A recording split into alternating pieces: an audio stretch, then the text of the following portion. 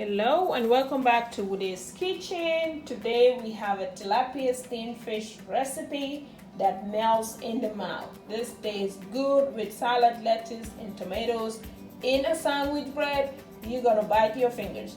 So today my shout outs go to my cousins, Binzi, Nima, Aisatu, Seinabu. The list goes on. All of my cousins. I'm sending you my shout outs. This dish is for you guys today. My sisters, Mariama, Adama, my brother, Aliu Saho, Mariama Sonkor, Mary Lucas, Sehtijan, Abubakar, Jame, Fatu Jete, and Fatu So, my lovely wives, Admire. You guys have been wonderful. Today, I'm sending my shout outs to you guys. So before we waste any more time, let's get cooking. On my ingredient list, I have here some bell peppers and onions already diced, some frozen mixed vegetables. The spices we're going to be using a black pepper, garlic powder, onion powder, a magic seasoning, or salt. If you don't have that, you can use any all-purpose seasoning in place of the magic seasoning as well, and some ground fish. So this is ground tilapia fish. Okay, all I did was cut the tilapia fillet into pieces, put it in a blender, and blend it like so. With my pot set, I add in some oil, just a little bit of oil.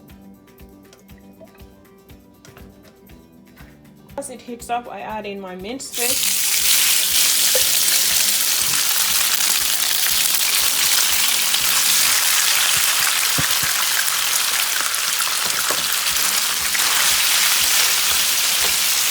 Add in my black pepper, season the fish right. I blended the minced fish with some garlic, so I'm only adding a little bit of garlic powder. Okay, a little bit of onion powder,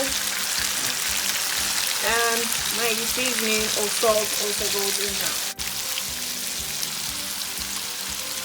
If you don't have Maggi seasoning, use all-purpose seasoning, or chicken bouillon or salt, whatever you want.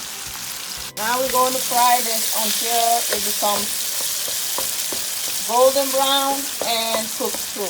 It's fish, so if need be, we're going to be adding water and still fry until it is well cooked. Use your spatula to break in the big lumps of the fish. Okay, you want it even, just like that. Okay, it's now brown, but because it's fish and you don't want to be eating fish sandwich and smelling fish in it, so I'm going to add in some water. So add the water until it covers the whole thing like that, and let all of that water evaporate. The water has completely evaporated. Now I'm going to fry it for another 1 minute to get even brown before I add in my onions and the bell peppers. This is exactly the color I'm looking for.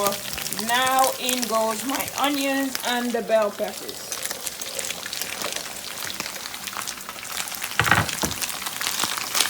Fry it until the onions and the bell peppers are translucent, and it is all set.